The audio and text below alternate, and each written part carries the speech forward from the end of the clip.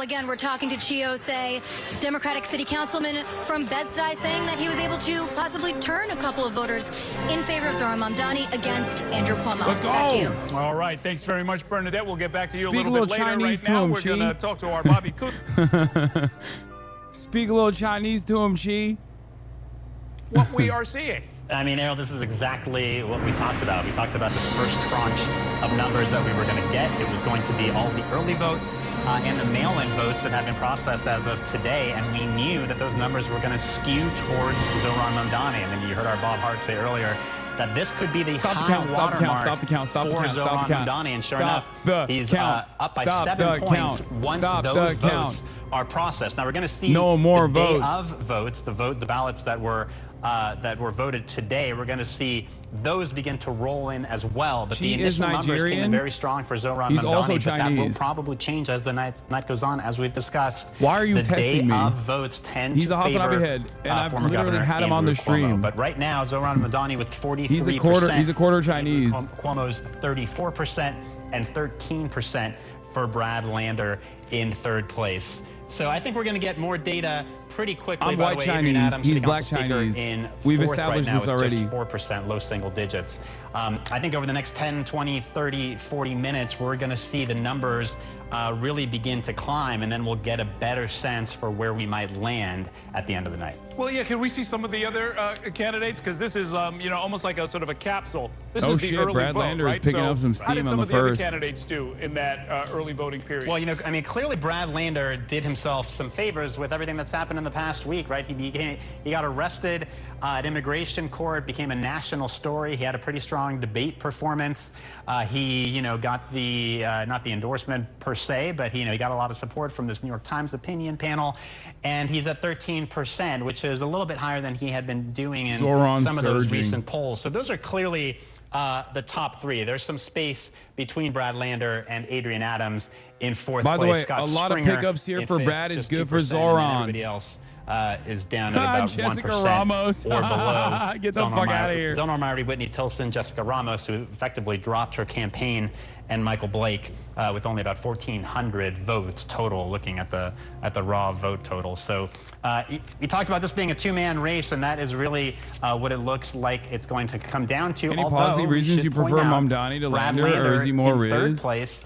He's going to accumulate some votes, and assuming this then goes to a ranked choice tabulation a week from now, that definitely it's going to make a big difference for me. who those Brad Lander but voters beyond that, ranked. I mean, he has a lot of progressive policies. Like his platform is more progressive than Lander's, but Lander's is pretty good too. Will then go to Mamdani once the tabulation is open run. Socialist. So, a lot of moving pieces here with ranked choice voting. I think the better that Brad Lander does, the better it becomes for Zohran Mamdani tonight. Okay, very interesting. I have Courtney Gross here with me in studio, and in some ways, not a surprise, right, that Mamdani would do well, but it really sort of sets a marker, right? If he's 10 points ahead now, Whoa, 10 Mamdani points ahead, if he can maintain that throughout the rest of the count. Early vote by mail by 8, only 3 in Manhattan and 24 in Brooklyn. Kuso was saying in polls that his voters were much more likely Manhattan to vote is not early. good though. What the fuck? We've seen some only really interesting 3 analysis from WNYC and Gothamist, who's really broken down where this early vote was coming from. A lot of it coming from Brownstone, Brooklyn, which is obviously kind of Mamdani territory, including some analysis that showed of the early vote that came in, which was almost 400,000. This hasn't refreshed almost double the amount that we saw in 2021. That a quarter of those early votes, which is what we're looking at now, were Why do you think Manhattan would be higher? Who hadn't voted within the last decade, potentially new people who had just moved to New York City, or these young voters that we clearly saw came out who are interested in the Mamdani candidacy and are out there supporting him. It shows he's got some enthusiasm, he's got some grassroots support. I mean, we've heard the lines on the campaign trail for so long that they've knocked on 1 million doors, that they have 40,000 volunteers, and I think that this is what we're showing in these numbers. Will Cuomo be able to catch up? Y'all are crazy, bro. Manhattan is an incredibly densely populated area. There are fucking poor people that live in Manhattan as well. Why do you think everyone that lives in Manhattan is rich? Early vote thoughts good but not great. Results was Zohran. Mark Levine in the driver's seat for comptroller. Jumaane Williams blowing out the public advocate's race. Not surprising. primary day to make sure and encourage his voters to get out there, even though it's obviously young people do vote early in this race, at least. The Zoran campaign did do a push for early voting. Well, we've got a race to call. They did a push for early voting. They didn't do a push for a vote by mail, obviously. New York 1 is projecting Jumaane Williams as the winner of the Democratic primary election for public advocate. In some ways, Courtney, this wasn't all that much of a surprise, but it looks like it was an overwhelming victory. And in this kind of a case, there's no ranked choice tabulation if you're over 50%. Yeah, so he is obviously in the clear here. Jennifer Rajkumar was trying to challenge him, clearly a very close ally of Eric Adams. You know, we've detailed and documented over the many months leading up to this primary how often Jennifer Rajkumar was with Eric Adams at press conferences. Our other colleagues in the media have done the same. I wonder if some people might see this race in particular as some sort of litmus test on the Adams administration because Jennifer Rajkumar is clearly so close to the mayor. This was a race that many people didn't pay that much attention to. People thought that Jumaane Williams was clearly in a strong position, wasn't necessarily at risk of losing his seat. Right. And so even with only what the Board of Elections says is about 14%, a little under 14% of the vote of the scanners having been fed in, that lead is so commanding when you. Zoran getting killed on the Upper East Side, not doing so hot on the Upper West Side either, but there's a much larger Brad Lander vote there that may end up being friendly to him. A clear weakness relative to the Manhattan juggernaut that was Catherine Garcia. I suspect this is where the Brad Lander, this is where Brad Lander comes to help, because there's definitely, I mean, these are wealthier neighborhoods, but then also, I mean, it's both wealthier neighborhoods, but it's also depending on, like, Upper East Side is, Upper East Side also has, it's not just the rich people on the Upper East Side. It's also there's also the constituency of black voters as well, right? Isn't that Upper East Side? But there's also a large percentage of the I'm worried about anti-Semitism voters there as well, for sure.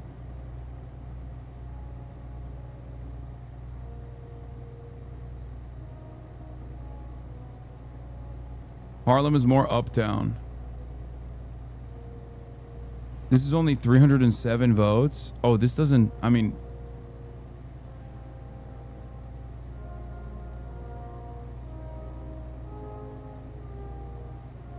where do we get the next 60% of voters? Mamdani is only narrowly ahead of Cuomo in Manhattan, but that's mostly a fairly strong Bad Lander performance. By vote share, Cuomo is doing slightly better in Queens and slightly worse in Brooklyn.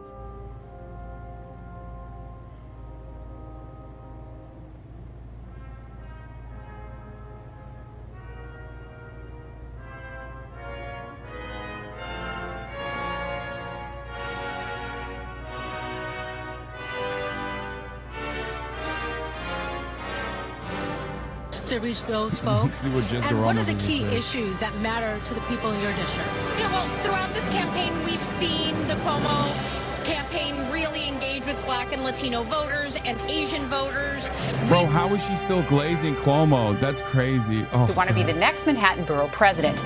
There is no incumbent in the race. State Senator Brad Hoylman Siegel and City Councilman Keith Powers are fighting to win that job.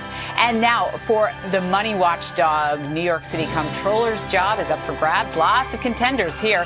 Current Manhattan Borough President Mark Levine, City Council Finance Chair. Guys, stop sending me the Poly Market Surge, please. That is the most meaningless fucking thing of all time. You're just desperate for copium. Stop. Staten Island incoming. 46% of scanners reported. Cuomo with 7,000. Mamdani with 5,000 votes. Lander with 1,000 votes. Adams with 695 votes. Most of the E-Day voters from the South Shore, not at all what Cuomo needs.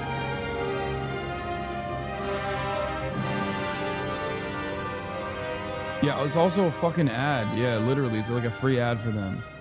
Zoran is cooked in the Bronx.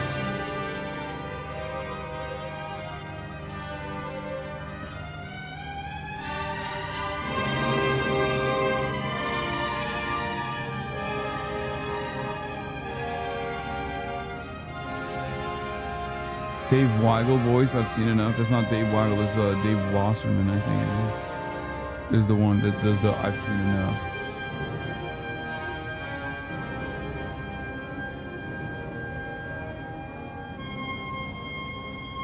Interesting to see who has the other citywide races, whether the incumbent Jumaane Williams stays in the public advocate role.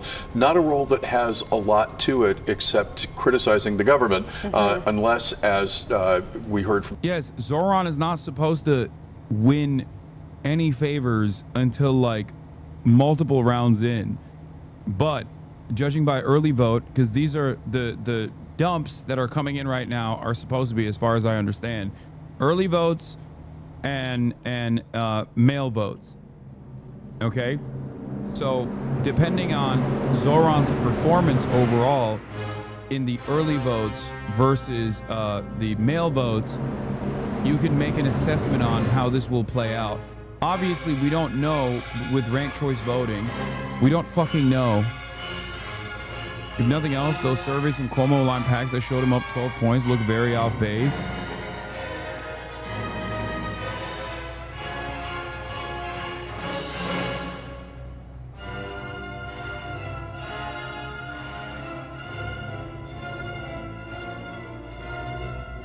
Where's Kornacki when we need him? I don't want to hear from Kornacki. I saw him talk about Zoran like he was a scary guy, so...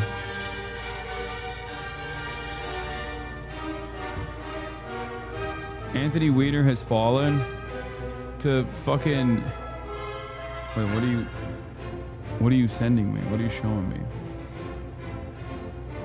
See the New York Times? All right, getting back to the New York Times. Where is it?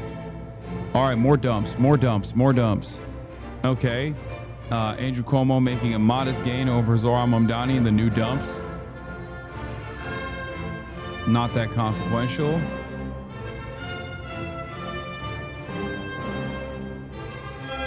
Zoran winning precincts in all 5 boroughs with the early vote.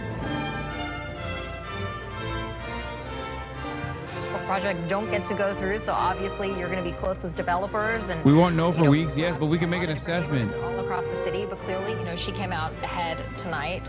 Not altogether surprising, but there's always. I remember she was here not too long ago when Salamanca decided not to participate in our debate, and I was talking to her, and she's like, no matter who the competitor is, you always run like it's a real race.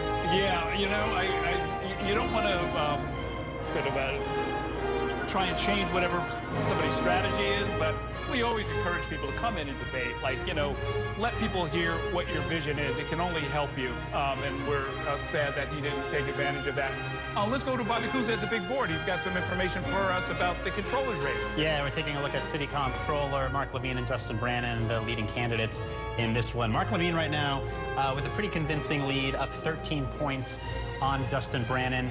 Not really a huge surprise. I mean, I think if you had to choose a favorite or a front runner in this race, it would have had to have been Mark Levine, the Manhattan Borough President, a relatively high-profile elected official. But Justin Brannan himself got a lot of support in this race, including from the progressive left. I mean, we saw him endorsed by the likes of Bernie Sanders and a number of other left-leaning advocacy groups and elected officials. And it seemed like maybe in the closing days and closing weeks of the race, he had begun to kind of narrow that gap. I mean, the only polling in this race came about a month ago, and I believe it had Mark Levine up by about 20 points. So compared to that, Justin Brannan has sort of narrowed the margin, but right now Mark Levine with a pretty comfortable lead in the early going of this race.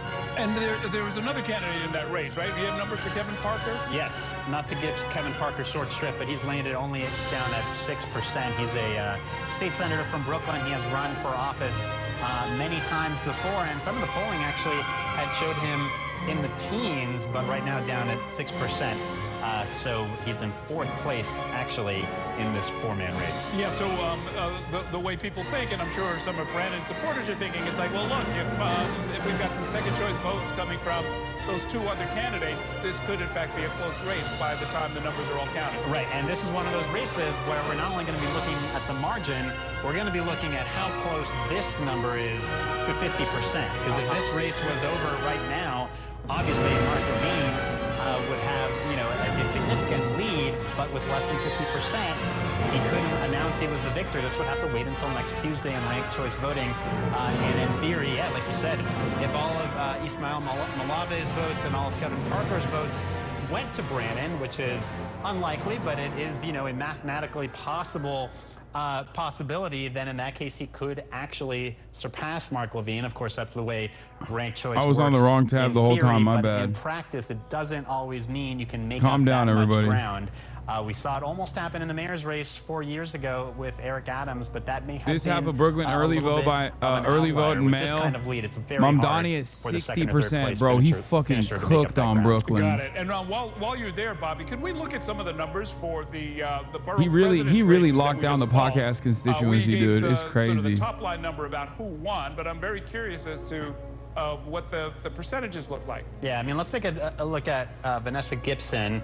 So I got to say, this race I thought was going to be a lot closer because Rafael Salamanca, you know, relatively well-known city councilman from the South Bronx. He's being term limited out of office. So, you know, gunning for Vanessa Gibson, who is a relatively popular borough president. She's been a lawmaker in the Bronx for a long time. It's not that often that you see a sitting elected official like this, who's pretty well liked, actually being primaried by another prominent elected official. But Rafael Salamanca got a lot of money in this race. He had some endorsements, but in the end, Vanessa Gibson seems to be running away with this thing, not particularly close. And then in the other one, we were looking.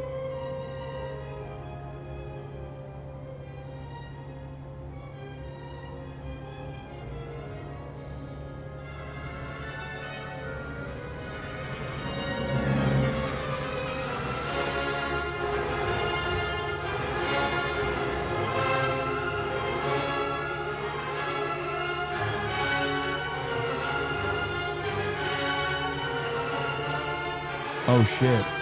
I was muted this whole time. Oh my god, that's crazy. Mamdani's early votage is powered by East Corridor in Western Queens and Brooklyn, but he's also scoring key wins in Hispanic pockets like Washington Heights and Corona and Asian enclaves such as Bay Ridge and Bensonhurst. Okay, everybody, I know I was fucking muted in front of 6,000 people. Shut up. This has been overshadowed by the mayor's race, of course. The controller's position, however, very important, especially in... Brad Lander clearly emerging as the first choice for a lot of progressive but not lefty college ed liberals. How well these voters adhere to the cross endorsement could make or break Mamdani. It won't be 100% of them. Yeah, it definitely won't be. If we see a lot of motherfuckers go from Brad Lander to Cuomo, I'm gonna lose it. I'm gonna fucking lose it. Imagine they're just like, we were really worried about the anti-Semitism, as in translation, Islamophobia, Islamophobic cross voters that were like, we like Lander, but if it's not him, you know, we'll go with Cuomo.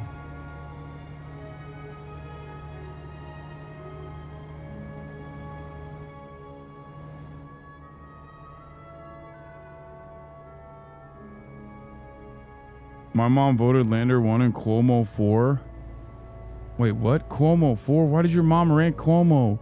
The one thing that everybody was saying was like, don't rank Cuomo. That was the major thing, man. What happened? Is that Gretchen Whitmer?